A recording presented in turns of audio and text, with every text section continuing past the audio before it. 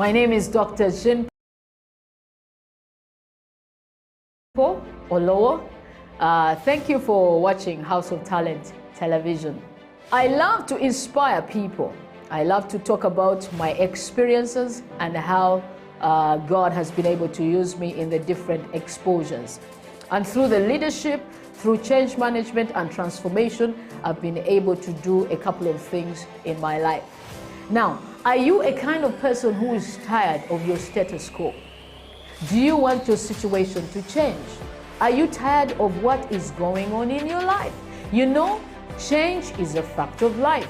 We've all been through experiences in the last couple of months that have taken us to a place where we need to do something about our lives. We need to change whatever is going on. So if you have not piled up investment for yourself, you need to do that. If you've not done businesses to hold your family in future, you need to do that. Are you thinking of full-time employment? You need to be thinking about your life after employment or your business in the next couple of years.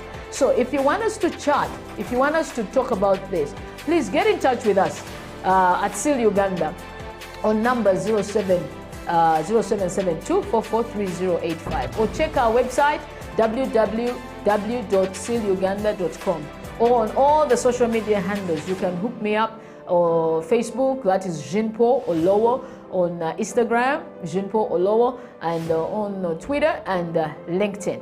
Then we can chat a way forward with you. We can help you, we can coach you, we can walk with you this journey of financial freedom. Thank you.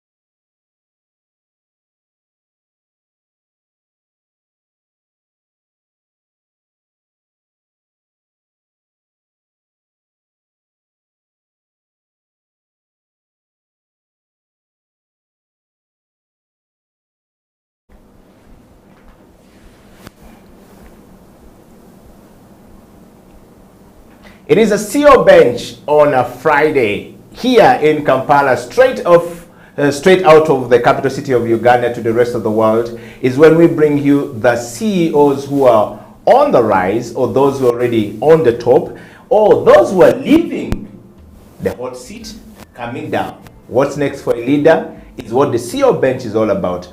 And of course, this week in the studio, my guest needs no introduction. He's a man who has done it. He's a man who has been on the journey. The man on top, Elijah Kitaka. Welcome to the program.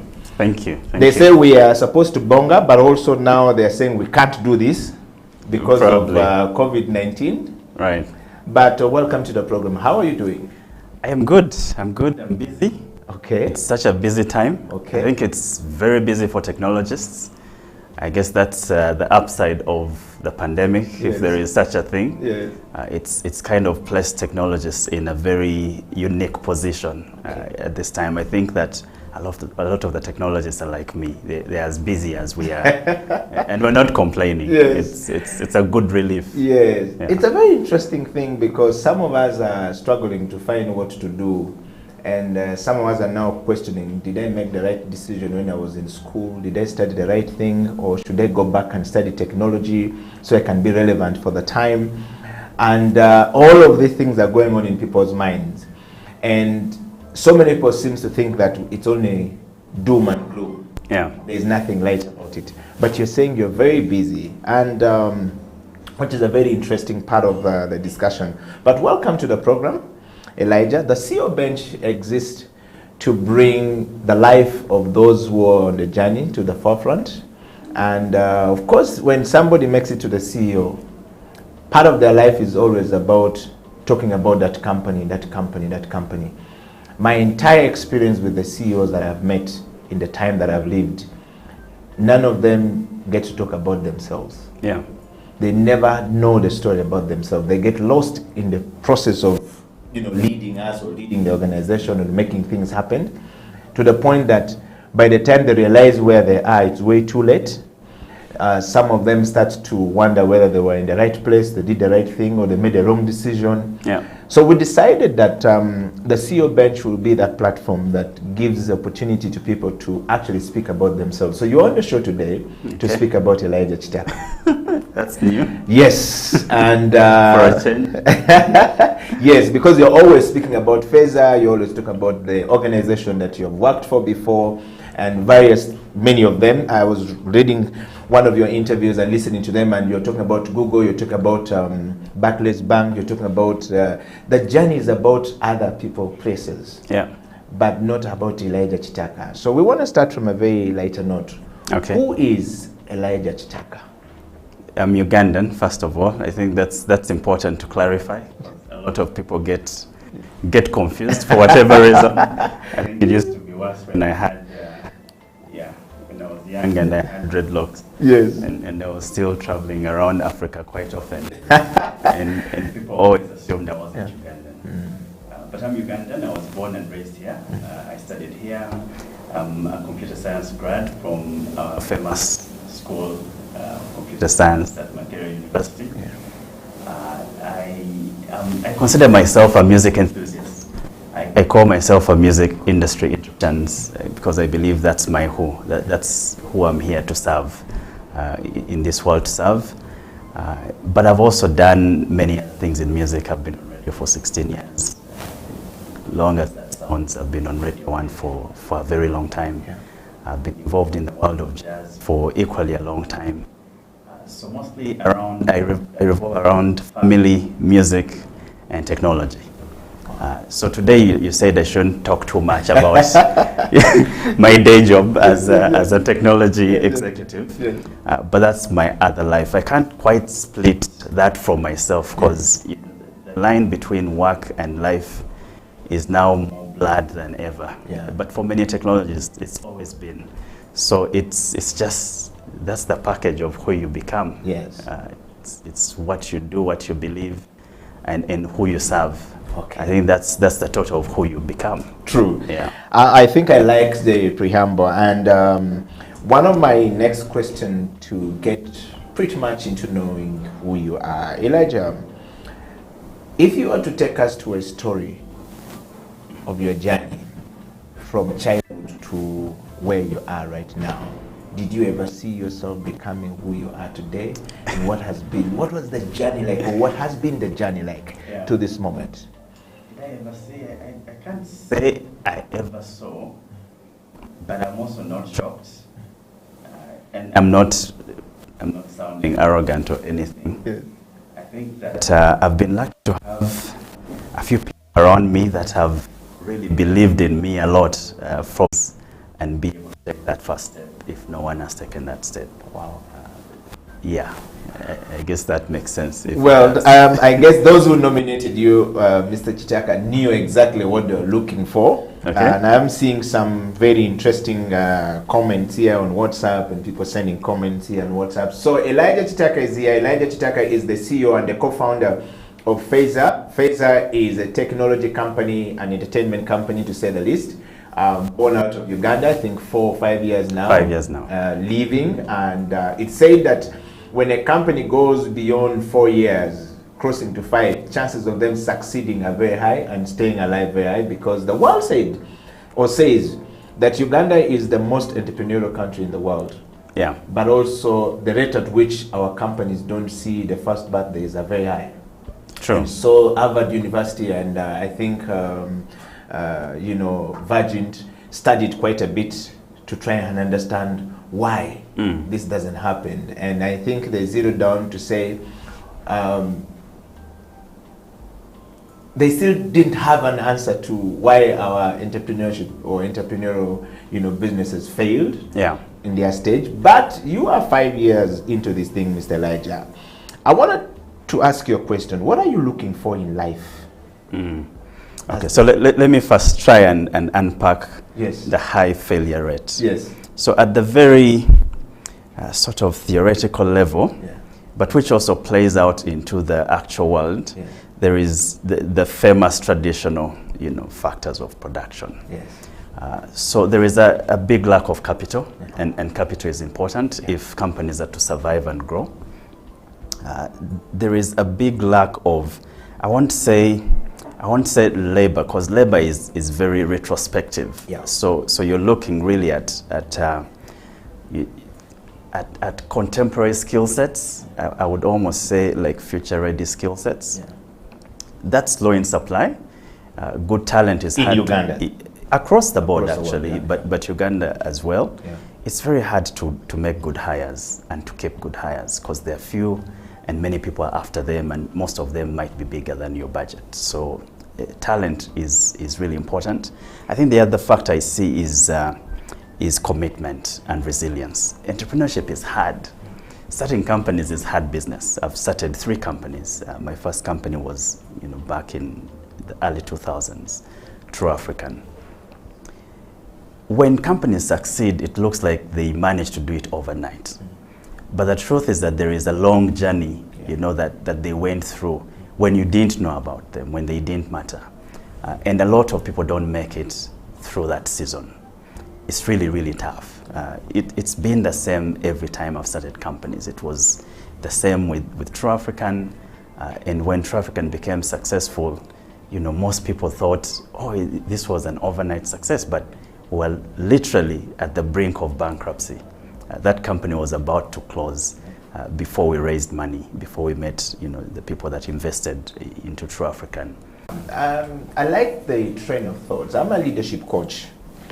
Spent 12 years understanding what they call, or studying what they call human kinetics. It's a mix of so many things: science, prescription, science, and curative science versus, preventive science and medicine. And along the way, I have discovered so many things that people miss in life. One of them being, I never find people who are looking for peace of mind. They say it will come after I'm successful. And in my studies of human health and fitness, I realized that without peace of mind, that human being can never be successful. Without peace of mind, that human being can never be very productive, and its marginal productivity of that human being, if we put it that way, can never be realized. But yet it is something that people miss. Here you are saying that you look for peace of mind in everything you do, not really success. Success would come when you attain that. Because we know that the strength of the factor of production that will give success is if Elijah is fit and healthy.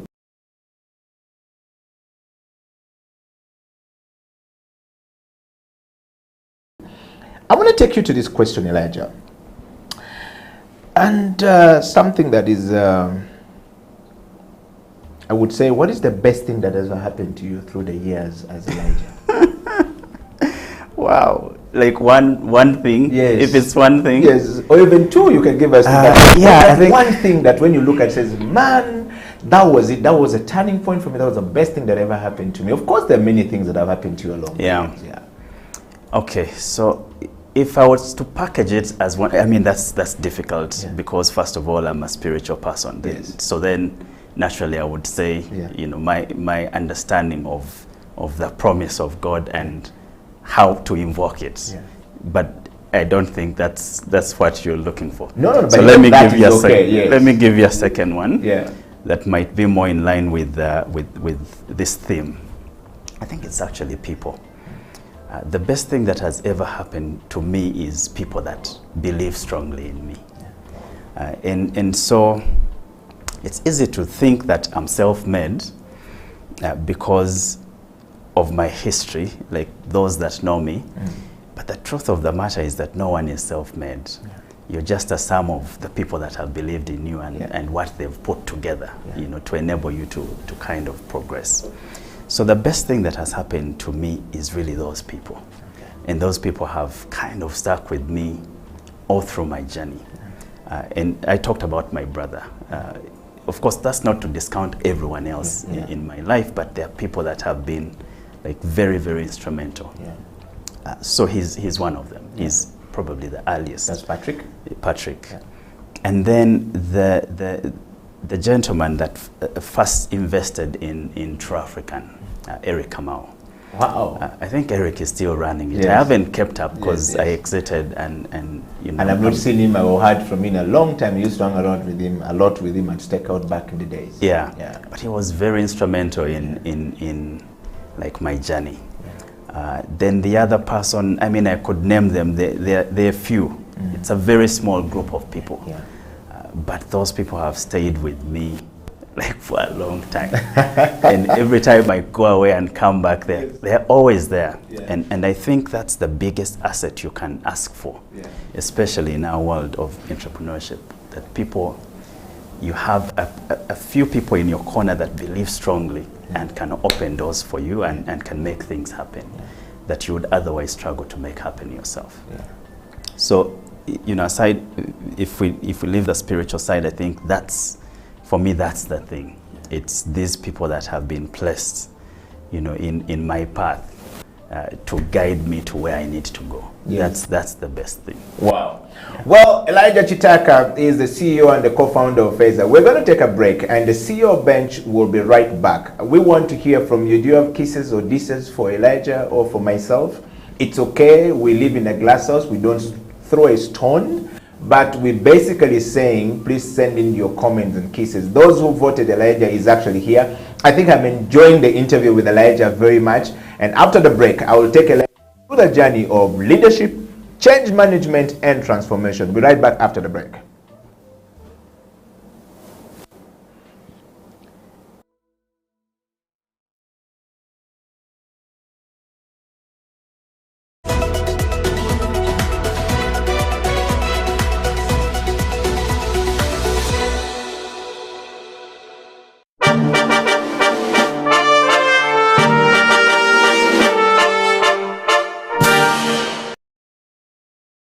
An army of sheep led by a lion will beat an army of lions led by a sheep. That's a fake. So let's be very honest about this thing and really understand that you need to understand where you lie and where you fall. So it's very important for us to understand that leadership has to be definitive. You can't be laissez-faire. It has to be definitive. You have to be strong, just like a lion. You know, when a lion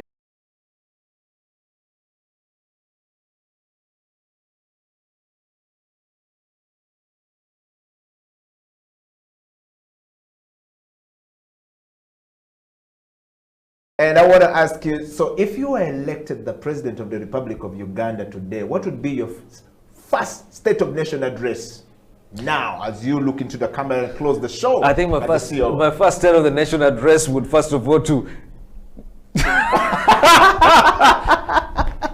I think I'll just close it down.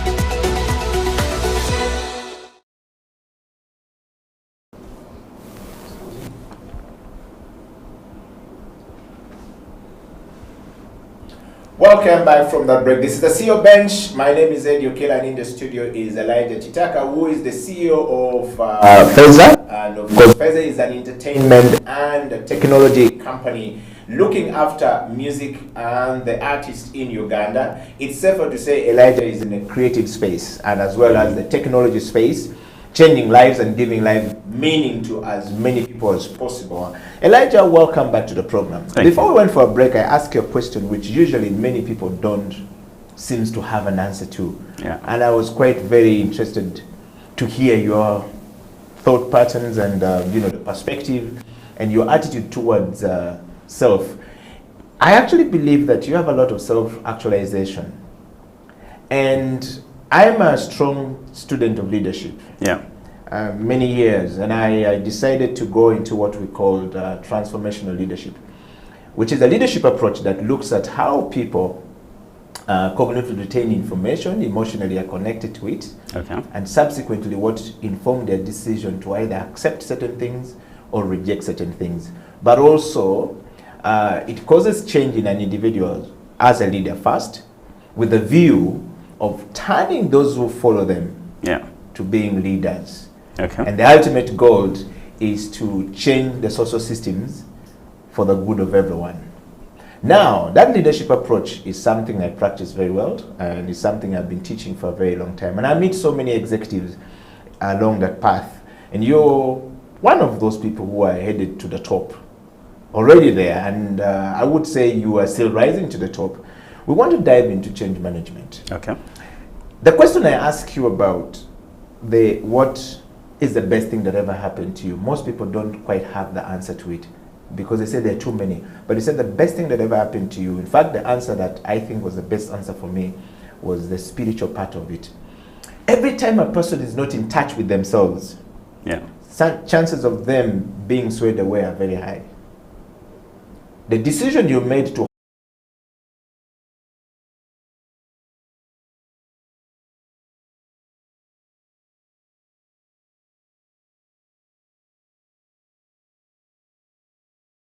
but they should be looking at.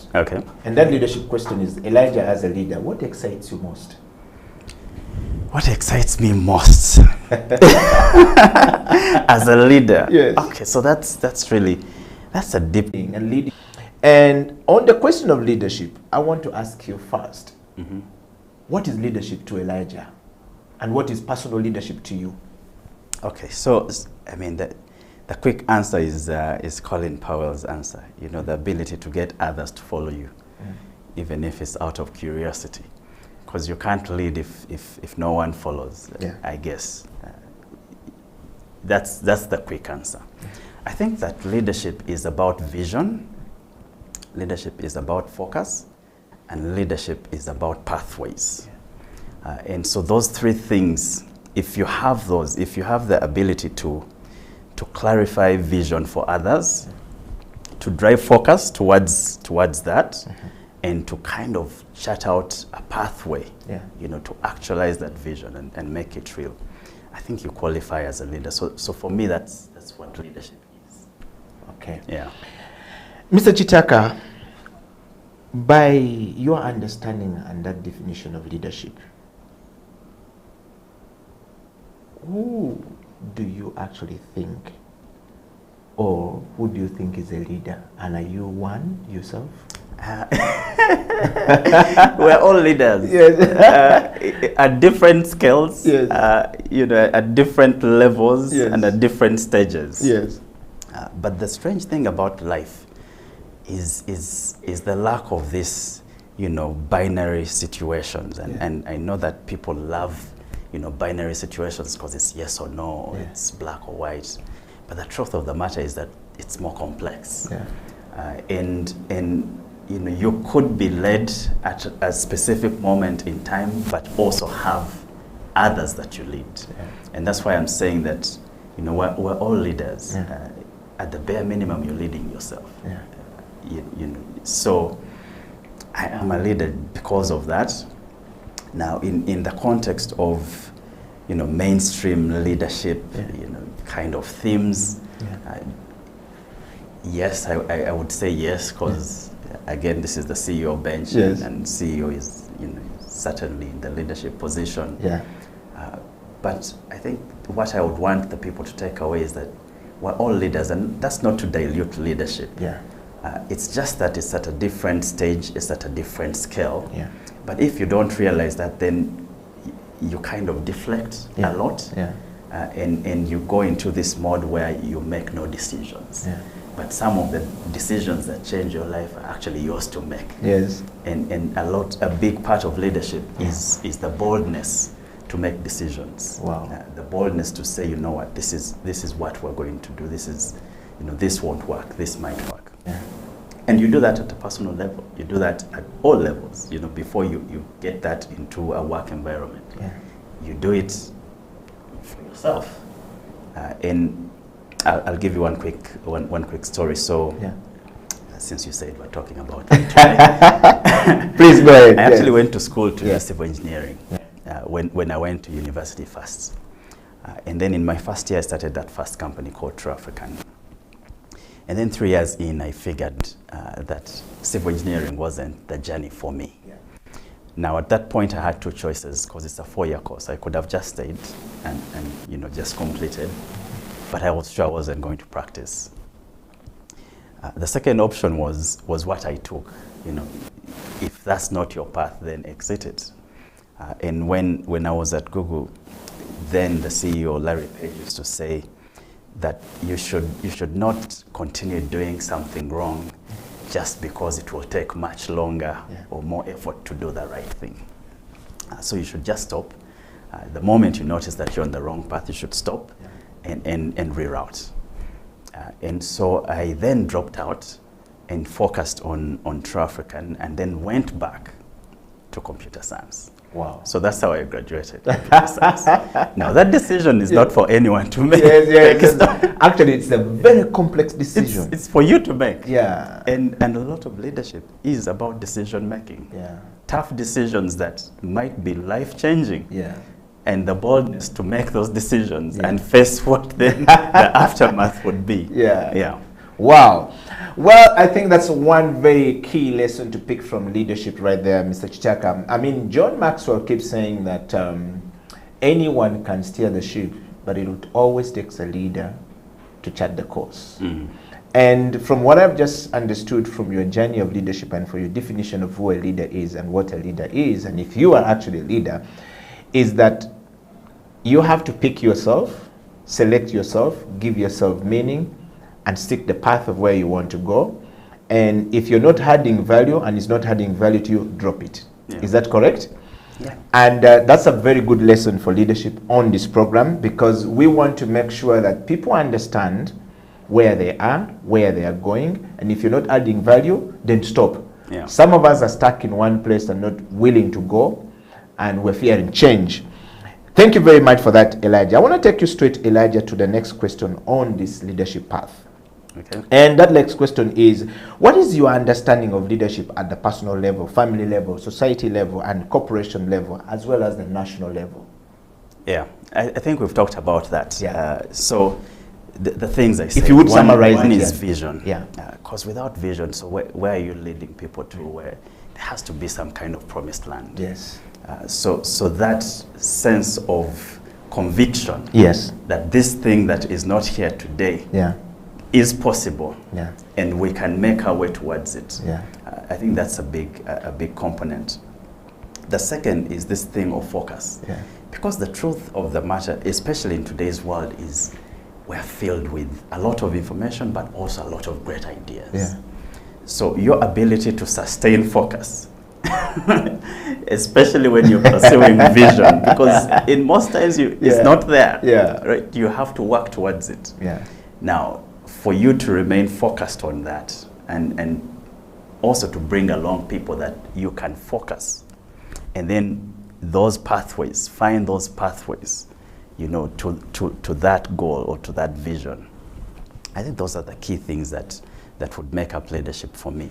It will play out at all levels. Okay. Now, of course, at country level, you impact far more people, so the decisions you make are heavier. Yeah. At family level, it's fewer people, but it's actually closer to you. So, you might be affecting just one person, but if that person is your daughter, they are your world. Yeah. Right? So it doesn't really dilute it just because, at a family unit, you have such small numbers, and then at a national or corporate, level, you have such huge numbers. Yeah. It will all resolve to the same thing because you're impacting lives. And so you're either impacting, someone that you deeply care about, and I hope you deeply care about everyone you lead, or you're actually impacting them at scale, which is like governance and country leadership. Yeah. Yeah. Well, thank you very much, Elijah. We're going to take another break, just a coffee break, to allow the viewer to have a cup of coffee. And the CEO bench will be back, and then when we come back, Elijah will dive. Do that. Are you thinking of full-time employment? You need to be thinking about your life after employment or your business in the next couple of years. So if you want us to chat, if you want us to talk about this, please get in touch with us at SEAL Uganda on number 0772443085, or check our website www.sealuganda.com, or on all the social media handles. You can hook me up on Facebook, that is Jean-Paul Olowo, on Instagram, Jean-Paul Olowo, and on Twitter and LinkedIn. Then we can chat a way forward with you. We can help you, we can coach you, we can walk with you this journey of financial freedom. Thank you.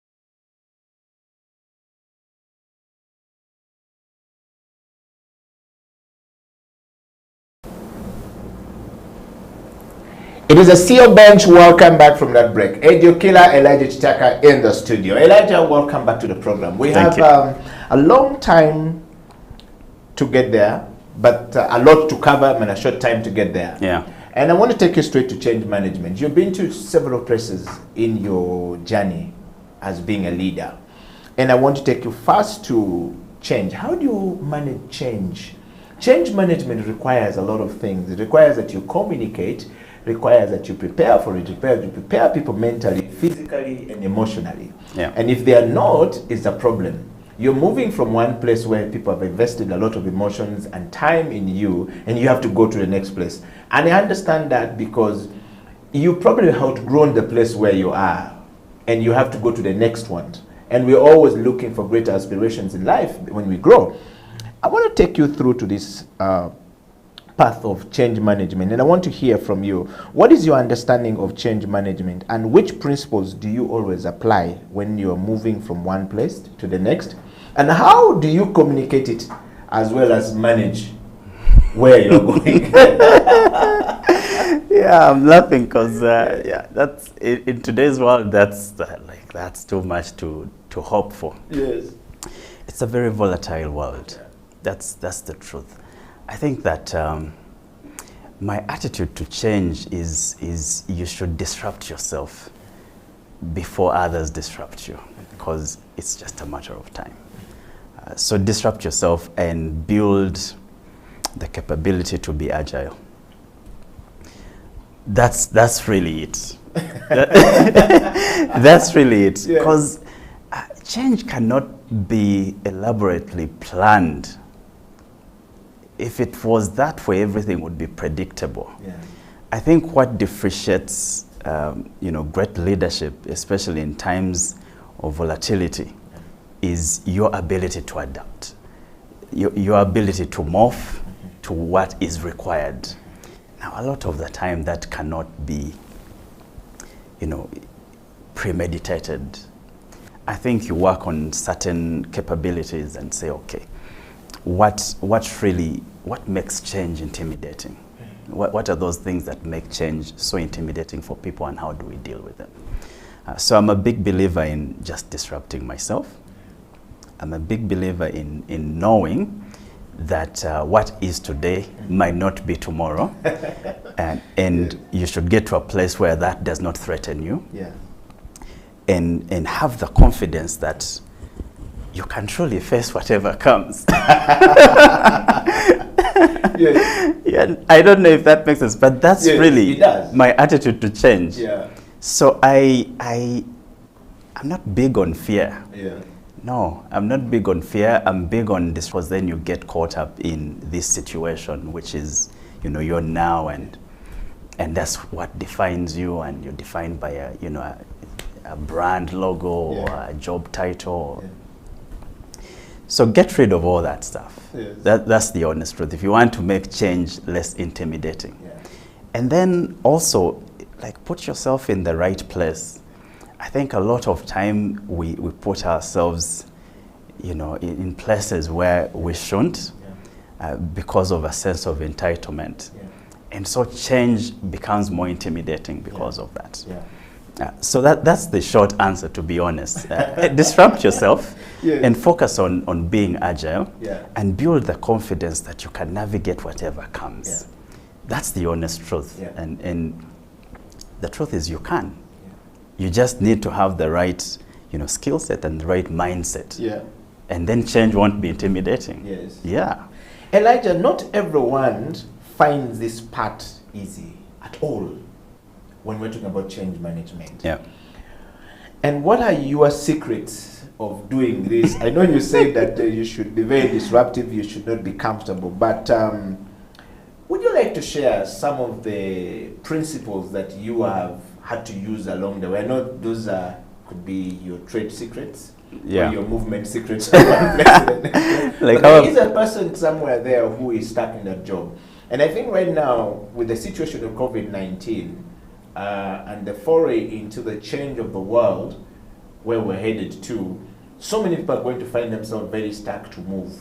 And yet, if they move from one place, they could be very impactful somewhere else, and they could even change more in their life going forward, and impact many people around themselves, around them, if they decide to make the decision. So it's not easy for everyone. I know people in corporate jobs who have been there 15, 20 years, and you tell them to go, they don't know how much a pen costs. They don't know how much a ream of paper costs, because the company was providing everything, and now it's their time to move, and they don't know what to do. And it says, time has come, we're moving, you're not moving with us anymore, and they're stuck. What would be, can you share with us just that little bit of how you manage the things you do, the secrets? There's something there. So it is true that I've done many things. It seems that way. The truth of the matter is that I didn't set out to do many things. One thing leads to the other, and I am led. By your actions. I am led. Well, not even by my actions, and that's a big, that's a whole other discussion on my attitude to my corporate life. I feel like all these opportunities that come my way have been placed in my path for a reason, but also for just a season. And so I should not lose sight of my who, the people I'm here to impact. So, I mean, the secrets are what I've shared, to be honest. One is be agile. Now, agility, it's multifaceted. I know that in the corporate world, it's a buzzword. It might be abused. Correct. But agility on a personal level could mean that if you notice that your situation is changing, you need to make adjustments, before the impact, hits you. And not many people are willing to make those adjustments. Really. Because a lot of time you kind of wrap your personality and you into these things. And it really becomes very difficult to let them go, or to make some adjustments. But I think you really need to figure out how to be agile. That's one. That's a big part of change. Two is the confidence. Yeah. Eddie, that's the biggest thing actually. Yes. The biggest friction to change is Yes. fear. Yeah. Of the unknown. Fear of the unknown, fear of what will happen. So you have this, figure out how to give yourself, if you don't believe in anyone else that can give you that confidence, that you have what it takes to face situations and figure them out. And you really do. And people do. Any situation that you face, you can figure it out. And so move with that confidence, and then change will become less intimidating. I think to me, the people that are very, threatened by change, it's one of those things. It's either they're not agile enough, so they can't make quick adjustments in a very volatile world, and now it's even worse. So you have to move faster, you have to try and anticipate, but even if you don't, you have to really try to, respond quickly. But also, face it with this confidence that really, like, all things are possible. That's the truth. It's true, yes. That's the truth. Like, you can figure it out. If you put your mind to it, wow, you will figure it out. Wow. Well, I thank you very much, everyone. First of all, we won't be able to answer or to allow Elijah to, sort of like respond to everybody's question, but we will highlight a few of them because of time, and we know that he's a busy man and he's about to go, and that's what CEOs are made for: making decisions, creating the path, thinking for businesses, providing solution for where we are supposed to go. Elijah, I want to read for you one from Frank Tugume. Says, blessed to be watching the show. It says, if it is not your path, then exit. I'm also glad to hear that I am also a computer science student, because he said he's glad to hear that coming from you, because it's a computer science. Nice. Yes, so I guess now this gentleman, Frank, is about to make a certain drastic changes in his path. Do not fear to make it. Yes. Make it. And he's gone on to say, man, Ugandans have not yet adapted to technology. Who do you survive? I think he's saying, how do you survive in the industry? Just asking Elijah, how does one survive now that Ugandans have not adapted to technology and change that are coming with technology? How do you get Ugandans to adapt to it? No, the world has changed. Ugandans have. It depends on when you came into the space.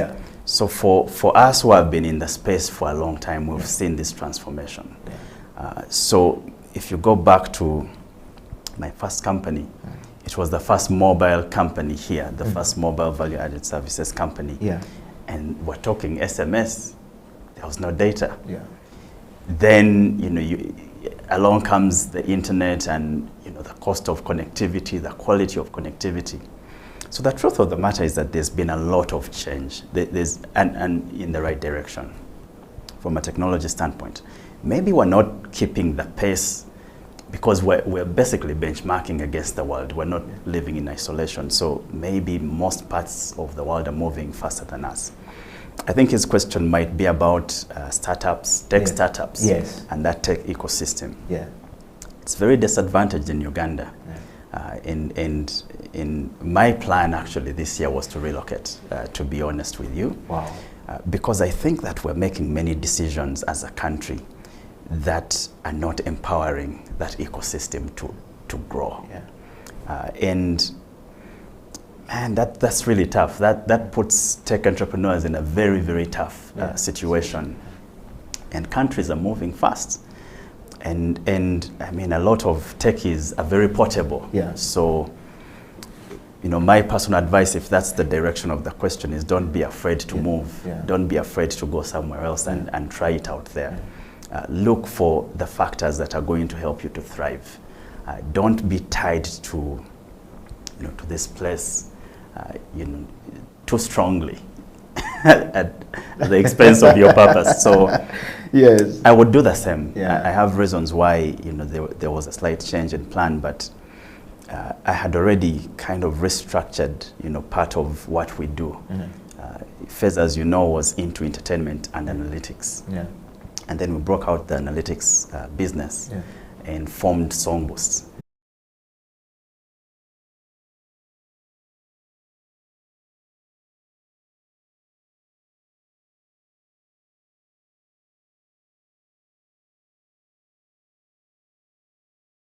And you have to make that assessment. Yeah. I think that I know that people love country, and I do love country. This is why I returned here. Yeah. I would be happier if it could happen here, but if it won't, then it doesn't mean it can't happen. Yeah. So you should pursue it, pursue from wherever is possible. So I think that's his question. Okay. It's taking long for our tech ecosystem to get to Sure. where it should get to. Yeah, yeah. And I know that for new entrepreneurs that don't have the credibility, that don't have the success history, Yeah. it's even more difficult, because investors will look at you and say, yeah, on environment, no, on market size, tricky, on this. So I feel his pain. Yeah. But it's a large world out there, and technology connects the world. So don't be too stuck. Wow.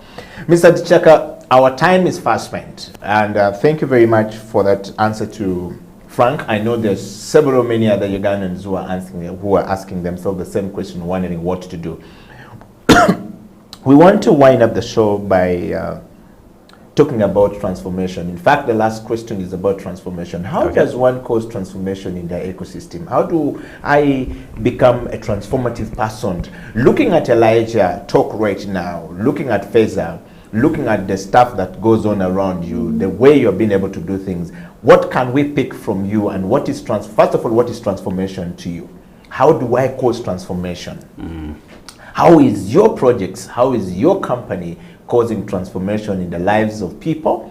Yeah. And I want you to round it up by giving us some really nuggets or nuggets, as we call it, depending on which part of the world people are in, of focusing on what we call using impact by quantifiable, measurable metrics, that I can quantify it, I can have the metrics to look into it, and I can measure it, and I can say this impact is good, I'm transforming lives. Yeah.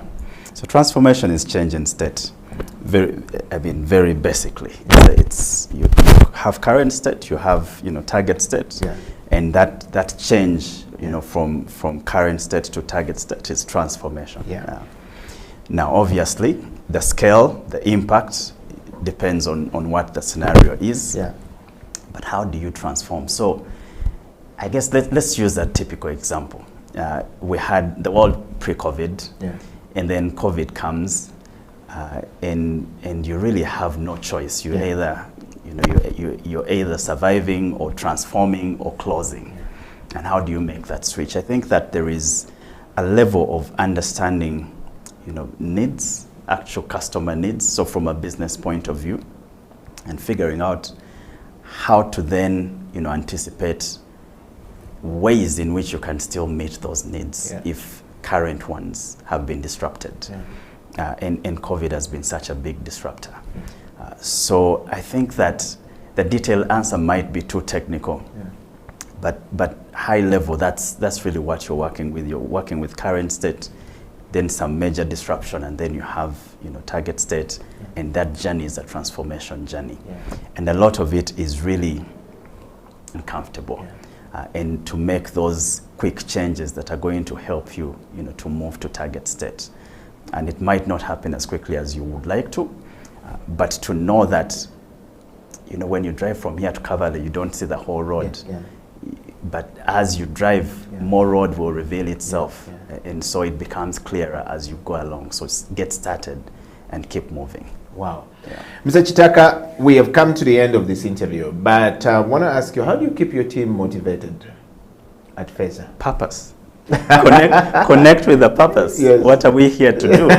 Connect with that, yes. and fall in love with it. Wow. And how do you manage a complex situation when the team is either demotivated or something like COVID-19 has disrupted every plan that you have had, and you have to keep them motivated to keep going? I know you guys in the tech may not be have been very much affected, but some of us on this other side of the world were deeply affected, and typically we are lost. We don't know. You're actually speaking, you're now going into innovation. Huh? Yes. Because it's just an innovation challenge. Yes. These situations that come that are unexpected are innovation challenges. Yeah. And so for me, I'm always in that mode of okay, so this is what needs to be figured out. So you should quickly jump into, problem solving and solution finding mode. Yeah. Because that's the truth. It's just an innovation challenge. Yeah. Maybe it's a huge competitor that comes into your market. Maybe it's a huge disruptor like COVID that then lands and disrupts your entire plan for the year. At the end of the day, it's still just an innovation challenge. So these are the cards that you have. Thank you for coming to the program. We know we need to let you go. And 3 things that you want us to take from this interview today from the CEO. First of all, what is it like being a CEO on the top?